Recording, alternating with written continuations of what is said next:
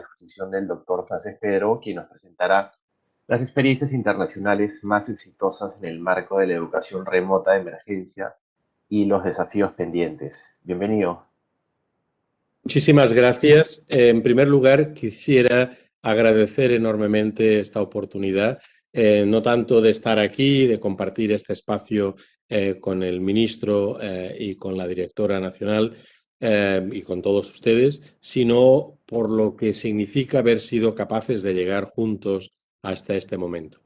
Y yo me atrevo a decir que independientemente de cómo ustedes juzguen el resultado cuando descarguen los informes y los lean, independientemente de esto, probablemente nuestro instituto, el Instituto Internacional de la UNESCO para Educación Superior, no sería a día de hoy lo que es en términos de capacidad analítica, en términos de ser verdaderamente un interlocutor válido a escala regional e incluso internacional sobre esta cuestión, de no haber sido por el empujón, en el buen sentido de la palabra, quiero decir, en el buen sentido de la palabra, que el Ministerio de Educación, digamos, nos ha dado, ¿no? Y quiero agradecer enormemente al ministro y a todo su equipo la confianza depositada.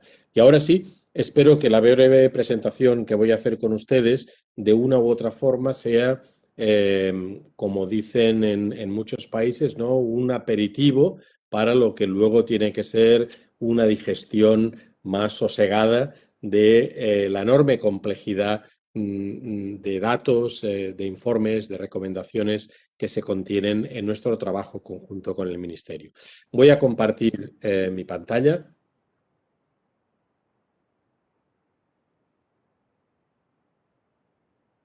Muy bien. Quisiera, en primer lugar, empezar muy brevemente destacando que el objetivo de nuestra colaboración con el Ministerio de Educación de Perú fue doble. Por una parte, no solo responder a las necesidades específicas del país, cosa que hemos intentado hacer de la mejor manera posible y lo hemos hecho además trabajando en el contexto analítico, pero también, como muy bien ha explicado la directora nacional, en el contexto operativo, trabajando con 13 universidades públicas, que todas ellas atienden a poblaciones estudiantiles en situación de vulnerabilidad y, digamos, mal no lo debemos haber hecho porque con prácticamente la mitad de ellas continuamos trabajando una vez que el convenio desarrollado en el marco del PMSUD ya agotó su horizonte, ¿no? Por tanto, digamos, estoy muy contento de ver que gracias a este convenio hemos tenido la oportunidad no solo de, digamos, generar documentación y mejorar la capacidad analítica, sino efectivamente de acompañar a 13 universidades y en el fondo al conjunto del sistema en esta transición tan difícil que ha descrito también la directora nacional, ¿no? Todos los países de la región y todos los países del mundo, en realidad, han tenido que transitar hacia algo parecido a la educación superior remota de emergencia. En algunas zonas, en algunas regiones, ya se empieza a ver el final del túnel. Este es el caso, por ejemplo, de los países como Estados Unidos, Canadá, en nuestro continente, o bien la mayor parte de los países de Europa Occidental, que, a diferencia de lo que ocurre en el Perú, van a reabrir el curso académico a finales de agosto, principios de septiembre, y se estima que para esa fecha, en la mayor parte de los casos, se tratará de una reapertura presencial, es decir, de una vuelta a lo que era la prestación del servicio universitario antes del mes de marzo del año pasado, del 2020, ¿no? Pero en otras regiones, como por ejemplo en Asia o en América Latina, la pandemia todavía está golpeando muy fuerte y nos esperan desarrollos en este sentido hasta que efectivamente las tasas de vacunación no lleven a un cierto nivel de saturación, cosa que nos habla probablemente no de semanas, sino desgraciadamente de meses. En este contexto, todos los países que han tenido que recurrir a la educación remota de emergencia se han encontrado con un triple riesgo de desconexión que yo voy a describir muy brevemente, que es el mismo riesgo al que se enfrentan las universidades en Perú y en todos los países de nuestra región. El primero, muy conocido ya, era el riesgo de desconexión tecnológica. Es decir, nuestro salto al vacío en materia de educación remota de emergencia suponía que, digamos, los estudiantes iban a estar felizmente conectados. Bueno, las cifras, las últimas cifras de las que disponemos demuestran que apenas un 51% de los hogares de nuestra región cuentan o contaban antes de la pandemia con un equipamiento suficiente como, por ejemplo, para poder seguir directamente un evento como este que estamos viviendo en estos momentos. Curiosamente, nuestra salida hacia la educación remota de emergencia, al no ser, lógicamente, una salida planificada, no tuvo en cuenta un fenómeno que es muy latinoamericano. En realidad podríamos decir que es muy latino, ¿no? Que es que en nuestros países, en algunos de ellos por lo menos, tenemos más líneas móviles y más líneas de datos que habitantes tienen los países, ¿no? No es el caso tan solo de países bien conocidos en esta cuestión, como por ejemplo Costa Rica o Uruguay, sino que Perú también se encuentra en este caso, es decir, tenemos más líneas móviles que habitantes ya antes de la pandemia. Eso no significa que la calidad de esa conexión sea óptima, ni mucho menos, ni que todo el mundo tenga conexión de datos, pero quizá pensando en el futuro, habrá que plantearse realmente qué significa o cuál es el requerimiento de la conectividad, porque todos los que somos o hemos sido profesores universitarios en esta charla, sabemos perfectamente que si algo es seguro es que uno de los problemas a los que nos enfrentamos en clase antes de la pandemia, era que los estudiantes vivían más pendientes de su celular a veces que de nuestra pizarra. Esa es la verdad. Por tanto, de una u otra forma esos celulares estaban ahí y ese riesgo de desconexión, luego me referiré a cómo ha sido abordado, ciertamente ha significado un grave problema. Muchos estudiantes de nuestra región tenían mejores condiciones de conectividad en la universidad en la que estaban estudiando antes de la pandemia que en sus propios hogares, ¿no? Primer riesgo, por tanto, desconexión. Segundo riesgo, no tan conocido, la desconexión personal. En realidad, cuando comparamos la situación de los estudiantes en América Latina con los del resto del mundo en base a datos de la UNESCO, nos damos cuenta de que una de las cuestiones en las que existen mayores diferencias entre nuestros estudiantes y los del resto del mundo son precisamente en términos de capacidad de autorregulación, que es algo del aprendizaje, que es algo tremendamente importante en un contexto de educación remota. ¿Por qué? Bueno, a decir verdad, se podría afirmar rotundamente que nuestros sistemas escolares preparan a unos futuros estudiantes universitarios que están acostumbrados a ser disciplinados, atentos, en fin, estoy llevando las cosas hasta probablemente una exageración, pero que son tremendamente dependientes del dictado del docente o del centro escolar. Llegan a nuestras universidades precisamente con esa baja capacidad de autorregulación y en el momento en que les decimos, bueno, ahora están en un contexto en el que tienen una plataforma y tienen que navegar por ella y encontrar su camino, bueno, esa falla de autorregulación se traduce en la incapacidad, por ejemplo, de mantener un horario regular en educación remota a distancia cuando ese horario no viene impuesto por clases digamos, en formato de vídeo que hay que seguir en un horario estricto, ¿no? Esto es muy importante porque el éxito de la educación a distancia depende precisamente de la capacidad de autorregulación. No es extraño en este sentido que esa baja capacidad de autorregulación lleve también a derivas socioemocionales, que es una problemática que apenas estamos enfrentando en la región, pero que internacionalmente es muy reconocida. Fíjense, los datos de los que disponemos nos hablan de que aproximadamente el 60% de los estudiantes universitarios en situación de confinamiento declara padecer algún tipo de síntoma vinculado al estrés. Y un 30%, aproximadamente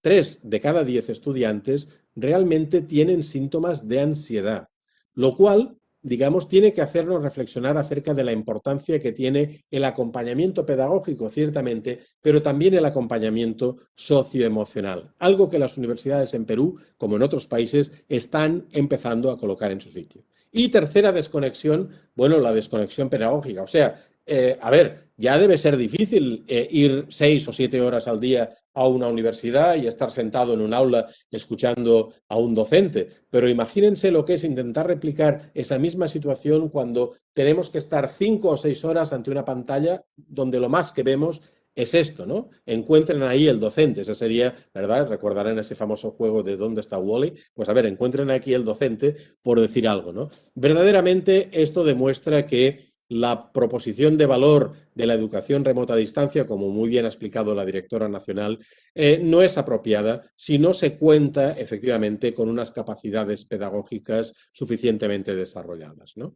Bien, estos son los 3 riesgos de desconexión. Vamos a ver ahora qué empezamos a saber acerca de los efectos que está teniendo la pandemia, ¿verdad? Lógicamente, lo primero que tenemos claro es que, a pesar de todos los esfuerzos realizados, los estudiantes no están aprendiendo al ritmo al que habrían aprendido si hubieran tenido una clase ordinaria, un contexto ordinario. En el peor de los casos estamos estimando estas pérdidas competenciales en torno al 15%. No hay que asustarse mucho tampoco, porque en realidad sabemos que tras la pausa veraniega, tras la pausa de 2 meses aproximadamente de no ir a clase, el resultado es que las pérdidas competenciales, según demuestra la investigación empírica, acostumbran a situarse en función del perfil del estudiante y de la disciplina entre un 5 y un 10%. Nosotros estimamos que las pérdidas competenciales, de dónde estaban los estudiantes en marzo de 2020, a dónde estarán cuando vuelvan a las universidades, por lo menos serán de un 15%. Por tanto, dicho mal, sabrán menos de lo que sabrían las cohortes previas. Y esto exige una actuación de recuperación. Segundo elemento, muy grave también, pérdida de estudiantes. Nosotros estimamos igualmente que va a haber una pérdida sustantiva en el volumen de estudiantes. Nuestra región había ganado enormemente en términos de democratización del acceso y por eso es muy de aplaudir, como ha explicado la directora nacional, que una de las grandes preocupaciones de la política pública de educación superior en el Perú sea precisamente cómo garantizar un acceso equitativo, porque el golpe de la pandemia está significando, de hecho, una pérdida de estudiantes, estudiantes que estaban ahí y que no volverán. Fíjense, en el caso de los Estados Unidos, comparando, digamos, los accesos en el otoño del 2019, que es cuando empezaba el curso, con el otoño del 2020, que es cuando empezó el curso, que ahora está terminando, está claro que la pérdida total viene a ser de un 4% menos de estudiantes, sobre todo en aquellas instituciones de menor prestigio, que son las instituciones públicas con cursos de 2 años de duración. Cifras más recientes nos hablan de una pérdida en Estados Unidos de aproximadamente 300.000 estudiantes, que vienen a representar un 6% del total de un curso para otro. Por tanto, estudiantes que por distintas razones ya no vuelven a la universidad. Y tercer elemento muy importante también, la ampliación de las diferencias entre cuartiles. Es decir, si alguna letra describe mejor cómo vamos a salir de esta crisis en materia de resultados competenciales, es la letra K mayúscula. Un palo vertical, donde estábamos todos cuando empezamos, un palo que sale de ese palo vertical hacia abajo, que es probablemente el que describe mejor la situación de los estudiantes que partían ya de una situación de vulnerabilidad, y un palo que apunta hacia arriba, que son los estudiantes que han tenido buena conectividad y que han contado con un buen apoyo y una buena tutorización. Por desgracia, la separación entre cuartiles no dejará de crecer. Y lo que es peor, esta pérdida de equidad va a tener también un importante componente de género. Veremos a muchas menos chicas en la universidad que han sido capturadas por estructuras tradicionales en sus hogares y que, por desgracia, ya no volverán. Por tanto, ese elemento es igualmente importante también. Aquí lo tienen reflejado de nuevo, uno de los pocos casos bien documentados, donde parece claro que las pérdidas consideradas en función de la raza de los estudiantes son clarísimamente más elevadas, por ejemplo, en el caso de las poblaciones indígenas. Bien, hasta aquí, digamos, los déficits que todos estamos sufriendo. ¿Cuáles son, muy resumidamente, cuáles son los pilares que podrían describir mejor las actuaciones públicas, las políticas que se han desarrollado. Yo no me atrevería a decir, digamos, cuáles son las buenas prácticas, porque creo que esto siempre hay que tener una consideración contextual muy clara, ¿no? Pero sí me parece que después de haber examinado con los colegas del Ministerio lo que ha estado sucediendo internacionalmente, podemos llegar a la conclusión de que hay como 4 pilares básicos que yo encuentro muy bien reflejados en lo que la directora nacional ha descrito. El primero, muy claro. Ustedes saben que la educación superior, a diferencia de otros subsectores educativos, se caracteriza por una enorme autonomía institucional. Pues bien, este ha sido un caso en el que la mayor parte de los países, los gobiernos, han tenido que recuperar el protagonismo, con marcos de intervención estatal que probablemente en materia de educación superior nunca habrían sido tolerados por las universidades. Y eso significa, y yo creo que es una buena lección, que la regulación pública tiene sentido cuando es una regulación pública participatoria. Y aquí yo creo que tanto las instituciones, por una parte, representadas por sus distintos actores, así como los gobiernos en algunos países de nuestra región, son gobiernos también estatales, como es el caso, por ejemplo, de Brasil, sin ir más lejos, nos encontramos efectivamente en que cuando ha habido diálogo y este diálogo ha sido bien llevado, la regulación pública resultante ha favorecido la pervivencia y la perdurabilidad del servicio público de la educación superior. Y en este sentido me gustaría destacar aquí que cuando nadie hablaba todavía de intervención estatal, Chile fue uno de los primeros países que generó un mapa de intervención con patas como las que voy a describir seguidamente. Y Perú, recientemente, es decir, claro, estamos hablando de cuestiones que llevan meses de diferencia, no estamos hablando de años ni mucho menos, ha sido capaz también de dirimir, utilizando agencias muy distintas dentro del propio Estado, ha sido capaz igualmente de diseñar una intervención que tiene realmente visos de éxito. Por tanto, intervención estatal que ha sido participatoria y una regulación pública que en muchos casos era absolutamente necesaria porque, en particular en nuestra región, la educación superior a distancia en general o estaba prohibida o estaba severamente limitada, por razones que, si luego hay tiempo, explicaré con más detalle. Segundo elemento, no solo regulación, sino también garantía de condiciones materiales de operación. Y esto fundamentalmente significaba atacar frentes muy importantes, como la directora nacional los ha mencionado, operaciones financieras de garantía de, por ejemplo, lo que sería la mejora de las condiciones de becas y créditos que se ha dado en toda América Latina, singularmente en México, en Colombia. Mejora también de las condiciones de conectividad, donde debo decir que en la mayor parte de los casos han sido las universidades, generalmente con el apoyo de los gobiernos detrás, pero han sido generalmente las universidades las que han ofrecido tarjetas SIM con datos para garantizar la conectividad, y solo en unos pocos países los gobiernos han sido capaces de poner a las compañías de telecomunicaciones al servicio de la educación superior, garantizando que la conectividad a los sitios web de las universidades, a las plataformas, estaba exento de coste. Este es un desarrollo también en el que Colombia, por ejemplo, la vecina Colombia, está liderando un proceso por el que las Naciones Unidas viene abogando desde hace años. Colombia está en proceso de aprobar una ley de acceso a Internet como servicio público que no va a ofrecer, digamos, acceso a Internet gratuito, ni mucho menos, pero sí unas condiciones que van a proteger precisamente a los usuarios más vulnerables y, entre otras cosas, la ley prevé, por ejemplo, la gratuidad del acceso a plataformas educativas, cualquiera que sea el lugar o el operador que se utilice. Por tanto, regulación sí, condiciones materiales de operación para garantizar que, en primer lugar, los estudiantes y, en segundo lugar, los docentes también encontraban ese entorno propicio para continuar trabajando.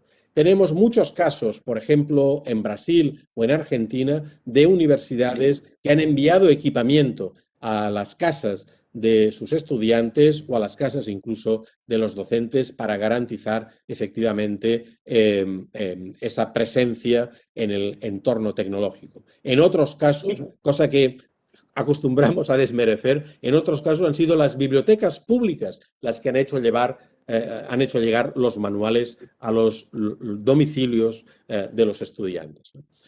Tercera pata, muy importante.